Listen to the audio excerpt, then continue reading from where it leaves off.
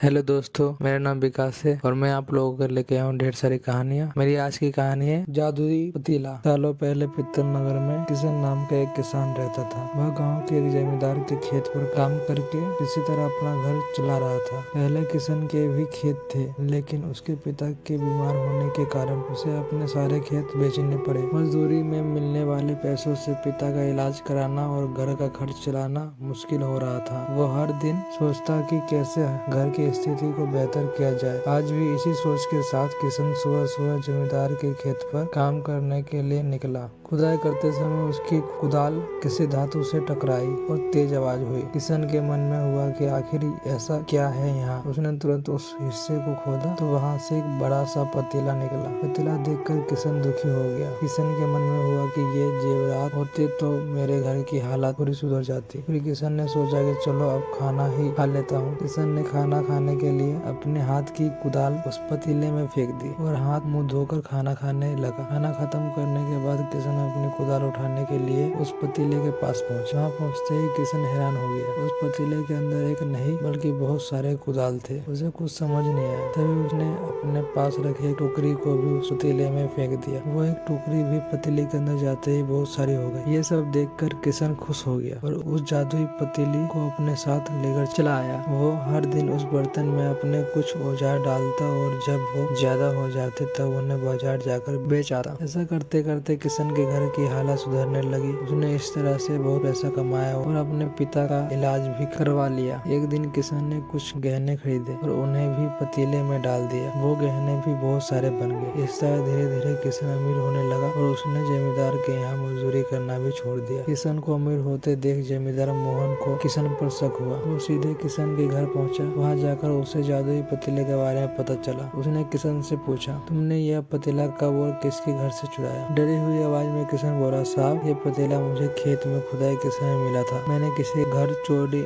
नहीं की है। खेत में खुदाई की बात सुनते ही जमींदार ने कहा, यह पतीला जब मेरे खेत से मिला तो यह मेरा हुआ। किशन ने जादुई पतीला न लेकर जाने की बहुत मिन्नतें की, लेकिन जमींदार मोहन ने उसकी एक नहीं सुनी और जबरदस्ती अपने साथ वो जादुई पतीला लेकर चला गया। जमींदार ने भी किशन की ही तरह उसमें सामान डालकर उन्हें बढ़ाना शुरू किया। एक दिन जमींदार ने अपने घर में मौजूद सारे गहने एक एक करके उस पतीले में डाल दिए और रातों रात बहुत अमीर हो गया। एकदम से जमींदार के अमीर होने की खबर पित्तल नगर के राजा तक पहुंच गई। पता लगाने पर राजा को भी जादुई पतीले की जानकारी मिली। फिर क्या था, राजा ने तुरंत अपने लोगों को भेजकर जमींदार के यहाँ से वो पतीला राजमहल मंगवा लिया। राजमहल में उस जादुई पतीले के पहुँचते ही राजा ने अपने आसपास मौजूद सामान को उसमें डालना शुरू कर दिया। सामान को बढ़ता देखकर राजा दंग रह गया। होते होते आखिर में राजा खुद उस पतीले के अंदर चला गया। देखते ही देखते उस पतीले से बहुत सारे राजा निकल आए। पतीले से निकला हर राजा बोलता, मैं पित्तल नगर का असली राजा हूँ, तुम्हें तो इस जादुई पतीले ने बनाया है। ऐसा होते होते सारे राजा आपस में लड़ने लगे और लड़ लड़ कर मर गए।